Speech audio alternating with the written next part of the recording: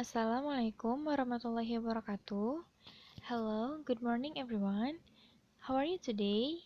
I hope you are feeling well and keep spirit for learning.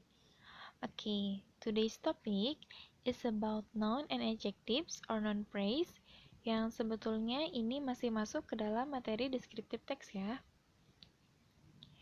But before we go to the material, I want to explain a little bit about the learning purpose atau tujuan pembelajaran kita kali ini. Nah, setelah mempelajari materi ini, siswa diharapkan mampu 1. Mengidentifikasi non-phrase dalam teks deskriptif sederhana tentang tempat wisata dan bangunan bersejarah terkenal. 2. Memahami dan menemukan beberapa non-phrase dalam teks deskriptif mengenai tempat wisata dan bangunan bersejarah terkenal. Dan yang ketiga, ada menyusun modifiers untuk membentuk non-phrase dengan aturan yang benar. Nah, selanjutnya ada dua materi yang akan kita bahas hari ini, yaitu yang pertama, saya akan mengulang sedikit tentang materi yang sudah pernah kita pelajari sebelumnya, khususnya di bagian General Structure of Descriptive Text ya, yang meliputi ada identification and also description. Nah, yang kedua, kita akan mempelajari materi intinya, yaitu tentang noun and adjectives, yang meliputi definition. Nah, definition di sini itu ada definition of noun, adjectives, and also noun phrase. Dan yang kedua is about the adjective order. Okay, before we begin, let's review the lesson from the last week, yaitu tentang general structure of descriptive text.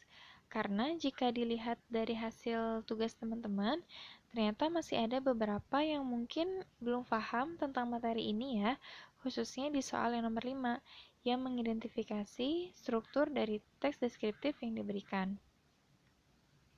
Oke, let's start now. Nah, kita mulai dari definition-nya dulu ya, teman-teman, untuk mengingatkan kembali materi descriptive text sebelumnya. Nah, descriptive text is a text which describes a place or person, atau sebuah teks yang digunakan untuk menjelaskan sebuah tempat atau orang secara detail. Nah, seperti yang sudah dijelaskan sebelumnya, bahwa di materi ini kita hanya akan membahas descriptive text about place. Oke, next to the general structure of descriptive text. Seperti yang sudah kita ketahui dari materi minggu lalu, bahwa general structure dari descriptive text itu ada dua ya, yaitu identification and description. Oke, kita mulai dari identifikasi dulu ya. Jadi, identification is the initial part of the text which contains general explanation of the place which is going to be described. Jadi, identifikasi itu adalah bagian awal dari teks yang mengandung penjelasan umum dari sebuah tempat yang akan dijelaskan. Nah, ini kita bisa mengerti lokasinya ada di mana, atau disebut tempat apa, atau mungkin juga jika tempat ini mendapatkan suatu penghargaan misalnya. Nah, bisa kita simpan di bagian identification ini. Biasanya, identifikasi itu ada di paragraf pertama, atau mungkin bisa juga paragraf pertama dan kedua. Fungsinya untuk memperkenalkan kepada pembaca tentang objek yang akan dijelaskan sebelum kita akan menjelaskan secara lebih detail lagi di paragraf selanjutnya. Oke, selanjutnya ada bagian description atau bagian kedua dari descriptive text. Nah, description is a part which contains the special characteristic that the place being described have.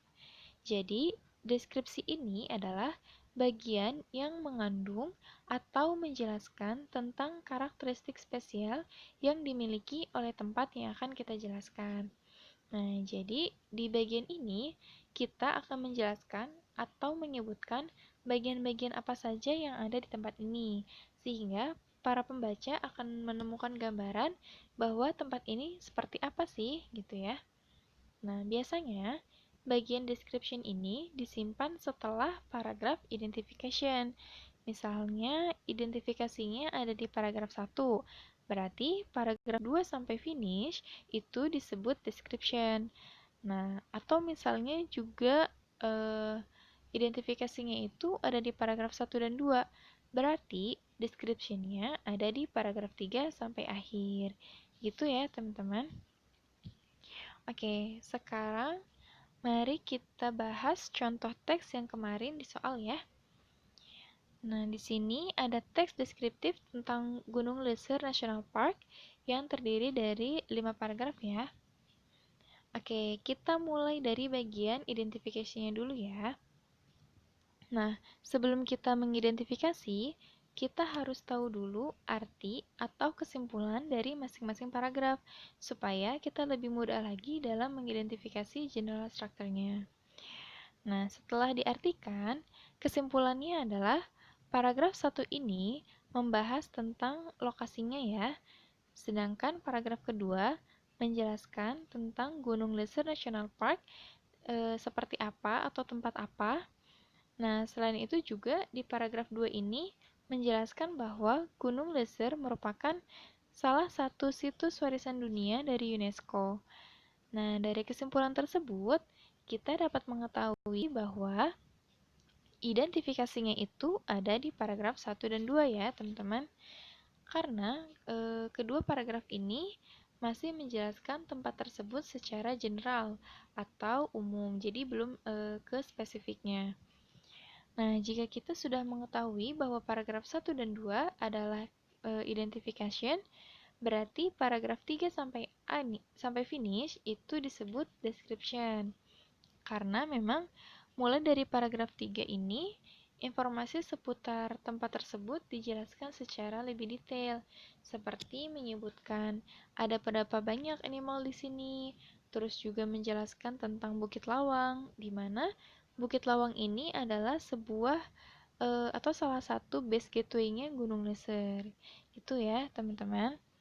Nah, semoga dengan penjelasan kali ini, teman-teman tidak akan tertukar lagi dalam mengidentifikasi general structure dari descriptive text ya. Oke, next to the materi inti, yaitu tentang noun and adjectives, yang termasuk ke dalam materi language feature dari descriptive text ya. Oke, yang pertama ada noun. Mungkin teman-teman udah sering mendengar noun atau kata benda ya. Jadi, pengertian noun itu apa sih? Ya, noun is a part of speech that names a person, place, thing, idea, action, or quality. Nah, part of speech atau bagian atau jenis kata-kata dalam bahasa Inggris itu kan ada banyak ya. Ada noun, adjektif, dan sebagainya. Nah, untuk noun itu sendiri, definisinya adalah sebuah kata yang digunakan untuk menamai suatu objek tertentu. Misalnya seperti orang, tempat, benda, ide, dan sebagainya. Contohnya, ada kata Tommy yang digunakan untuk menamai orang. Terus ada kata Bandung untuk menamai tempat, dan ada kata book atau buku untuk menamai sebuah benda. Nah, untuk description text ini descriptive text ini biasanya kita hanya menyebutkan noun of person, place, or thing. Oke, selanjutnya ada adjective atau kata sifat. Jadi, adjective is a word that describes a noun or a word that tell us more about a noun. Atau adjektif itu adalah sebuah kata yang menjelaskan si nounnya itu, atau sebuah kata yang memberikan informasi lebih tentang nounnya itu sendiri. Nah, contohnya ada kata beautiful, young, old, brown, rich, etc. Nah, color juga termasuk ke dalam adjektif ya, teman-teman. Karena warna itu dapat menjelaskan kata benda. Misalnya, ada kata brown table atau meja yang berwarna coklat. Nah, pasti yang ada di bayangan kita adalah sebuah meja yang berwarna coklat. Beda lagi jika kita menulisnya hanya nounnya saja, table tanpa ada adjektif. Yang ada di bayangan kita pun bingung, table-nya seperti apa gitu. Nah, fungsi dari adjektif itu adalah untuk menjelaskan atau memberikan gambaran lebih tentang si nounnya itu sendiri. Gitu ya. Nah, sekarang ada noun phrase. Sebenarnya noun phrase itu ada bermacam-macam ya, teman-teman. Tapi yang akan kita bahas kali ini adalah noun and adjective karena termasuk ke dalam language feature dari descriptive text. Jadi, ketika kita mengcombine atau menggabungkan noun dan adjective, maka itu disebut noun phrase ya, teman-teman. Atau definisinya itu adalah is a noun that goes with modifier. Nah, atau noun phrase itu adalah noun yang bersatu dengan modifier. Karena di sini kita menggabungkannya dengan adjektif, maka adjektifnya itu disebut modifier. Oke, contohnya ada kata beautiful lake atau danau yang indah. Nah, lake-nya di sini kan disebut noun ya. Nah, beautiful-nya adalah adjektif atau modifier. Nah, beautiful lake ini disebut dengan noun phrase. Gitu ya, teman-teman. Nah, selanjutnya di noun phrase ini ada adjective order atau aturan dalam menyusun adjektif. Karena biasanya noun phrase itu terdiri dari satu atau lebih adjektif.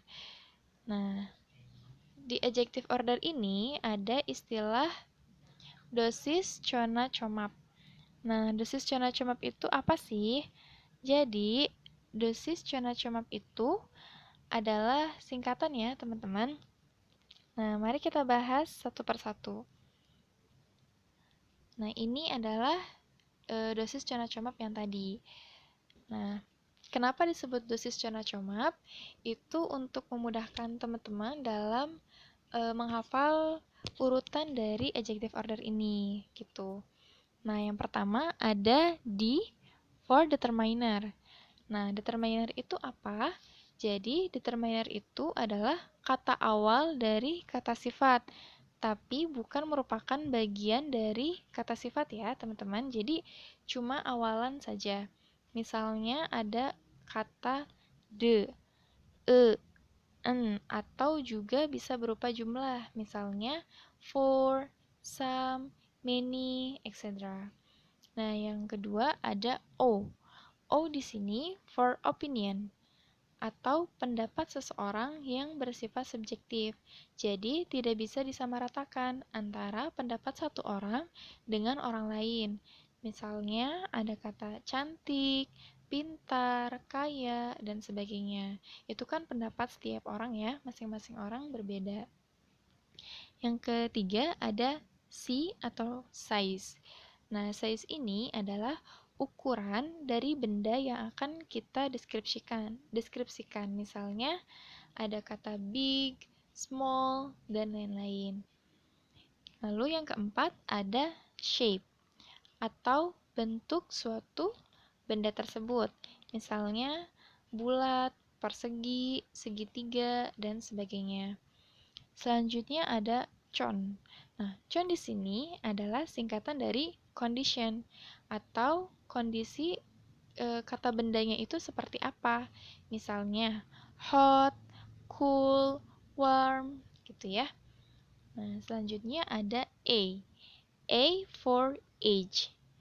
Age itu yang menjelaskan umur atau seberapa tua atau muda kata benda tersebut.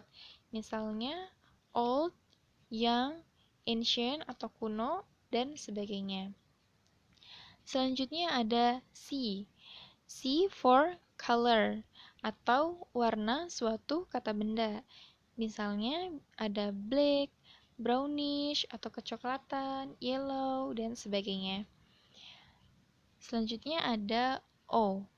O for origin atau kebangsaan atau asal ya. Misalnya ada Indonesian, American, Korean, etc. Selanjutnya ada ma. Ma for material atau suatu benda tersebut terbuat dari apa. Misalnya cotton, gold, dan lain-lain. Dan yang terakhir ada purpose. Purpose itu adalah maksudnya suatu benda digunakan untuk apa sih gitu ya. Misalnya ada meeting, swimming, dan lain-lain. Dan yang terakhir ada noun itu sendiri atau kata benda yang akan kita jelaskan. Jadi di noun phrase ini nounnya itu selalu disimpan di akhir. Jadi adjektifnya itu disimpan di awal sebelum noun. Oke, selanjutnya misalnya saya akan membuat sebuah noun phrase ya, mengikuti aturan dosis Chona Chomap ini. Misalnya ada kata lalu ada kata beautiful, white, and island.